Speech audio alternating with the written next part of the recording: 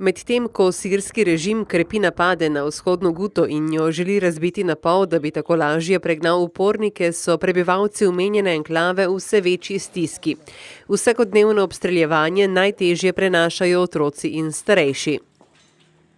ضعفانة عم ناكل شعير وانا باركه مالي حسنانه الله يرضى عليكم شو هي بيطلع من خاطركم الي وانا باركه ما حسنانه ضعفانة بالمره شو بدي اساوي يعني انا وبيتنا راح بالقصر عم ناكل شعير وضعفانة وما في اكل بالمره ما في اكل.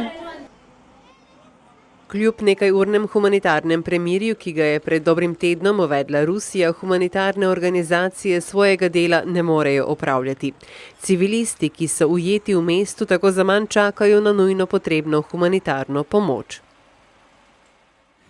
After nearly 9 hours inside, they entered around 2:30 p.m. Entered Duma. The decision was made to leave for security reasons and to avoid jeopardizing the safety of humanitarian teams on the ground. As a result, 14 of the 46 trucks in the convoy were not able to fully offload critical humanitarian supplies. Združeni narodi razmere v vzhodni Guti označujejo kot pekel na zemlji, za katerega je odgovoren sirski režim o pomoči zunanjih partnerjev. This month it is Eastern Ghouta, which is, in the words of the Secretary General, hell on earth.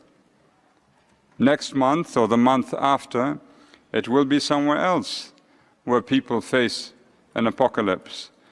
An apocalypse intended, planned and executed by individuals within the government, apparently with the full backing of some of their foreign supporters. It is urgent to reverse this catastrophic course and to refer Syria to the International Criminal Court. Eden teh zunanjih partnerjev sirskega režima je Rusija. Ta obtožbe, da v Siriji pobija civiliste, zavrača in zagotavlja, da dela vse, kar je v njeni moči, da bi civilno prebivalstvo med napadi na vzhodno Guto kar najmanj trpelo.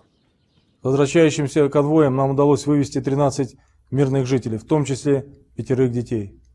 Мы также были готовы вывести около 1000 больных и раненых, однако боевики не дали нам такой возможности.